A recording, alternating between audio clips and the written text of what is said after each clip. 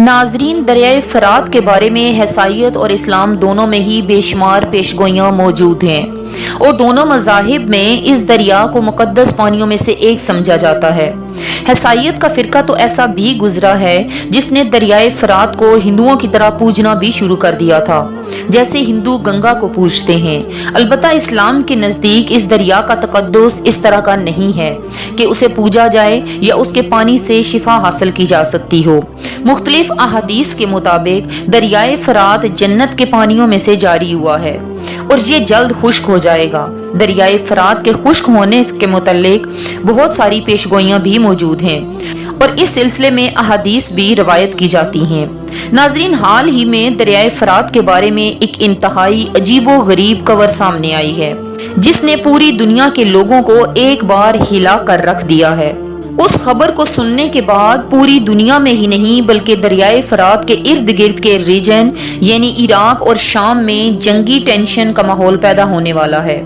ناظرین، نبی کریم صلی اللہ علیہ وآلہ وسلم کی ارشاد کردہ اس پیشگوئی کا وقت شاید قریب آ چکا ہے کہ جب دریائے فرات مکمل طور پر خشک ہو کر ایک سونے کے پہاڑ کو ظاہر کر دے گا، جس کے اصول کے لیے دنیا کی تمام اقوام جنگ پر اتر آئیں گی۔ حال ہی میں دریائے فرات کے پانیوں کے نیچے فرات کی تہہ میں ایک ایسی حیرت انگیز دریافت ہوئی ہے جس نے ماہرین کو چکرا کر رکھ دیا ہے۔ تمام سائنسی دنیا یہ سوچنے پر مجبور ہو گئی ہے کہ آخر ہمارے جدید ترین آلات اور سکینرز اب تک دریائے فرات کو اس حد تک کھنگال کیوں نہ سکے کہ ہمیں اس کے بارے میں پہلے سے ہی معلوم ہو جاتا۔ ناظرین، دریائے فرات کی تہہ میں پر اسرار اور قدیم ترین غاروں کا ایک نہایت ہی عجیب و غریب سلسلہ دریافت ہوا ہے۔ یہ غاریں کسی طرح سے بھی قدرتی نہیں لگتی۔ ماہرین اس بارے میں شش و پنج کا شکار ہیں کہ اگر یہ غاریں قدرتی نہیں ہیں تو پھر انہیں کس تہذیب نے بنایا ہے۔ ان غاروں کی شکل ایسی ہے جیسے پرانے زمانے کی کوئی جیل ہو، لیکن یہ ساری کی ساری غاریں مٹی سے بنی ہوئی ہیں۔ ان میں بنے ہوئے کمروں اور چھتوں کا سائز بھی بہت بڑا ہے۔ ان غاروں کو لے کر سائنسی دنیا کے ساتھ ساتھ پوری دنیا میں بحث چھڑ چکی ہے۔ آخر ان غاروں کا مقصد کیا ہے؟ اس سلسلے میں نہایت ہی بھیانک انکشافات بھی ہو رہے ہیں جن کو ہم آج اس ویڈیو میں تفصیل کے ساتھ بیان کریں گے، اور اس تفصیل کو جاننے کے لیے آپ سے گزارش ہے کہ ہماری ویڈیو کو آخر تک ضرور دیکھیں تاکہ آپ کو مکمل معلومات مل سکے۔ ناظرین، پچھلے کچھ اشروں سے دریائے فرات کافی تیزی سے خشک ہو رہا ہے، اور اب تک دریائے فرات کے اصل حجم کا 30 سے 40% حصہ خشک ہو چکا ہے۔ حالیہ سالوں میں دریائے فرات کے خشک ہونے کی رفتار بڑھ چکی ہے، اور ماہرین کی جانب سے یہ خدشہ بھی ظاہر کیا جا رہا ہے کہ 2050 تک دریائے فرات مکمل طور پر خشک ہو جائے گا۔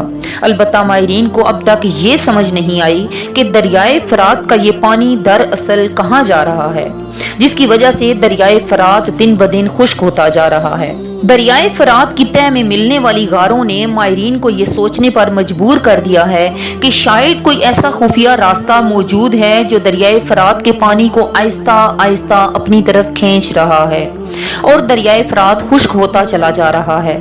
دریائے فرات کے اس پانی پر عراق اور شام کی ایک بہت بڑی آبادی مکمل طور پر انحصار کرتی ہے۔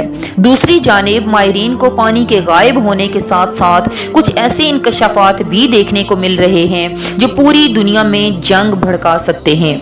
ناظرین، قدیم اسرائیلی روایات میں ایک ایسے بادشاہ گلگموش کا ذکر ملتا ہے جس کا قد و قامت بہت اونچا تھا۔ غاروں کا سائز دیکھتے ہوئے یہ اندازہ لگایا جا رہا ہے کہ شاید یہ غاریں اسی بادشاہ کے دور میں بنائی گئی ہوں۔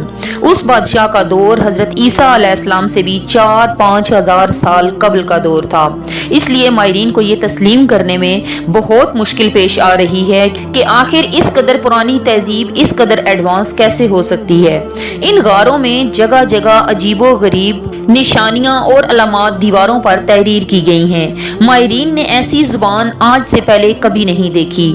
دوسری جانب ان غاروں کا وہ سلسلہ جو دریائے فرات کی تہہ میں بالکل نیچے تک چلا جاتا ہے، وہاں پر ایک بہت بڑا حصہ ایسا ہے جہاں پر غاریں نہیں ہیں، اور غار اس حصے کے آس پاس اور ارد گرد گھوم جاتی ہیں۔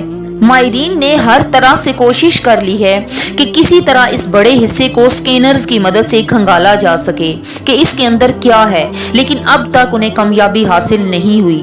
جدید ترین آلات اور سکینرز کے مطابق وہ حصہ عام زمین کی طرح مٹی سے بنا ہوا ہے۔ ماہرین اس حصے کو کھود بھی نہیں سکتے کیونکہ اوپر بہنے والا دریا اس حصے کو کھودنے کی وجہ سے نیچے غاروں میں داخل ہو جائے گا اور اس پورے غاروں کے سلسلے کو تباہ و برباد کر دے گا۔ ناظرین، ماہرین کے لیے اس وقت بڑی پریشانی کا ماحول تھا کہ جب اچانک کسی شخص نے ان کی توجہ نبی کریم صلی اللہ علیہ وآلہ وسلم کی پیش گوئی کی طرف مبذول کروائی۔ ماہرین یہ سوچنے پر مجبور ہو گئے کہ کہیں اس بہت بڑے حصے میں جس کے گرد یہ تمام غاریں گھوم رہی ہیں کوئی بڑا سونے کا پہاڑ یا مدفن خزانہ تو نہیں ہے۔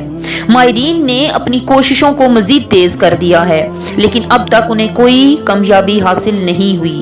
ان غاروں پر جتنی تحقیقات ہوئی ہیں، جب وہ باہر کی دنیا تک پہنچی تو بہت سارے لوگ اس بات پر یقین کر رہے ہیں کہ لازماً غار کا یہ حصہ جس کے گرد تمام غاریں گھومتی ہیں یہ وہی سونے کا پہاڑ ہے جس کے بارے میں نبی کریم صلی اللہ علیہ وآلہ وسلم نے پیش گوئی فرمائی۔ ان لوگوں کے مطابق اگر یہ وہی سونے کا پہاڑ ہے پھر اسے کھودنے میں کوئی گریز نہیں ہونا چاہیے، البتہ یہ کوئی اتنا آسان کام بھی نہیں ہے۔ اگر غاروں کے اس حصے کو ڈائنامائٹ لگا کر تباہ کر دیا جائے تب بھی وہ سونے کا پہاڑ دریا کے پانیوں کے ساتھ ہی انہی غاروں میں گھومتا ہوا نہ جانے کہاں گم ہو جائے، اور اگر اسے آرام آرام سے کھودا جائے تو اوپر سے بہنے والا دریا اور اس کا کروڑوں ٹن پانی ان غاروں میں پوری طاقت کے ساتھ داخل ہو کر نیچے موجود پوری کی پوری ریسرچ ٹیم کو بھی تباہ کر دے گا۔ اس لیے تمام لوگوں کی مجبوری ہے کہ وہ دریائے فرات کے خشک ہونے کا انتظار کریں یا کم از کم اس حصے تک خشک ہونے کا انتظار کریں جس کے بارے میں لوگوں کو خدشہ ہے کہ وہاں پر کوئی نہ کوئی خزانہ دفن ہے۔ ماہرین کا اندازہ ہے کہ ہم سے پہلے موجود تہذیبیں اس بارے میں خاصی ایڈوانس تھیں۔ ان کا کہنا ہے کہ اب تک ہم نے جتنے بھی خزانے دریافت کیے ہیں یا اہرام مصر کو ٹٹولا ہے تو وہاں ایسے ایسے مٹیریلز ملے ہیں جنہیں ہمارے جدید ترین آلات اور سکینرز بھی ڈیٹیکٹ نہیں کر سکتے۔ اس لیے ماہرین اب بھی شک و شبہ کا شکار ہیں کہ ہو سکتا ہے کہ واقعی اس حصے میں کوئی گم شدہ خزانہ یا سونے کا کوئی پہاڑ موجود ہو، کیونکہ یہ حصہ کافی بڑا ہے اور کئی کلومیٹر تک پھیلا ہوا ہے جس کے گرد یہ تمام غاریں گھومنے کے انداز میں بنی ہوئی ہیں۔ دوسری طرف دنیا میں ان افراد کی کمی بھی نہیں ہے جو جنگ بالکل بھی نہیں چاہتے، اور یہ خبر کہ اس حصے میں سونے کا گم شدہ پہاڑ موجود ہو سکتا ہے جس کے بارے میں نبی کریم صلی اللہ علیہ وآلہ وسلم نے پیش گوئی کی تھی انہیں مزید پریشان کر رہا ہے کہ اگر یہ واقعی وہی پہاڑ ہے تو پھر اس کے ظاہر ہونے میں کچھ زیادہ وقت باقی نہیں رہا، کیونکہ انسان اپنی فطری لالچ اور ہرس کے باعث اس حصے کو زیادہ دیر تک کھودنے سے باز نہیں رہ سکے گا، اور اگر ایسا ہوا اور سونے کا یہ پہاڑ ظاہر ہو گیا تو پوری دنیا میں جہاں پہلے ہی کئی جگہوں پر جنگ کی آگ بھڑک رہی ہے ان جنگوں میں مزید شدت آ جائے گی۔ اس سے صاف ظاہر ہے کہ ہمیں اس بات کا مکمل خیال رکھنا چاہیے کہ ہم یا ہمارے آس پاس کے لوگ کسی طرح سے بھی دولت کے اصول کی اس جنگ کا حصہ نہ بنے، کیونکہ اس سے صاف صاف جہنمی ہونے کی وعید موجود ہے۔ اللہ سے دعا ہے کہ وہ ہمارے ایمان کو سلامت رکھے اور آخری دور کے تمام فتنوں سے محفوظ رکھے، آمین یا رب العالمین۔